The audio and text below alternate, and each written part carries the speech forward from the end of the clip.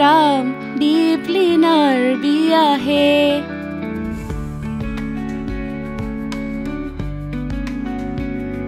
সঁচাকৈয়ে বাৰু দীপলিনাৰ বিয়া নেকি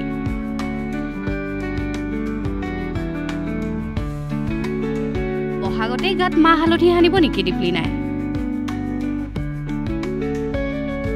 এইবাৰ বহাগতে ঘৰৰ চোতালত ৰভাৰ খুটাৰ পতাৰ কথা এটা ঘুনুঘানাকৈ বতাহত ওলাইছিল কইনা হাজি দীপলিনা হোমৰ গুৰিলৈ ওলাই অহাৰ কথা এটাও আছিল বতাহজাক ফুৰফুৰীয়াকৈ ঘূৰি ফুৰোতেই বিয়া বিয়া গোন্ধ এটাও ওলাইছিল বহু যুৱকৰ চকুৰ টোপনি হৰিণীয়ে দীপলিনা ডেকায় যাৰ হাঁহি মোহিনী বানত সকলো মুগ্ধ হৈ পৰে সেই দীপলিনাৰে হেনো বিয়াৰ কথা ওলাইছে বহাগতে ন ঘৰখনৰ হোৱাত ল'ব নেকি গায়িকা দীপলিনাই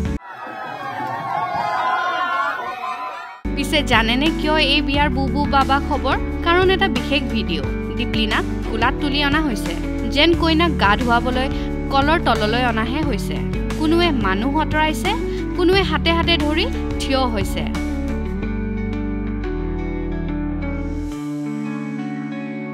কোনোৱে আকৌ আঁতৰাইছে ৰভাৰ কাপোৰ কিয়নো কোলাত উঠি দীপলিনা আহিছে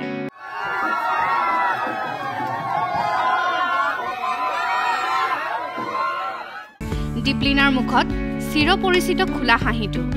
দীপলিনাৰ মুখত হাঁহি দেখি সকলোৰে মুখত বিৰিঙি উঠিল মিচিকি হাঁহি একোটা তাৰ মাজতে আকৌ হাত বাউল দি দৰ্শকক অনুৰাগীৰ সম্ভাষণ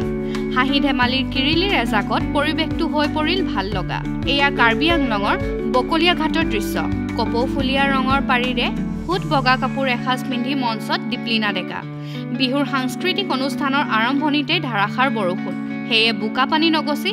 নিজৰে টিমৰ ভাতৃ সদৃশ মান বৰাৰ কোলাত উঠি মঞ্চলৈ আহিল দীপলিনা আৰু সেই দৃশ্য এতিয়া হৈ পৰিছে ভাইৰেল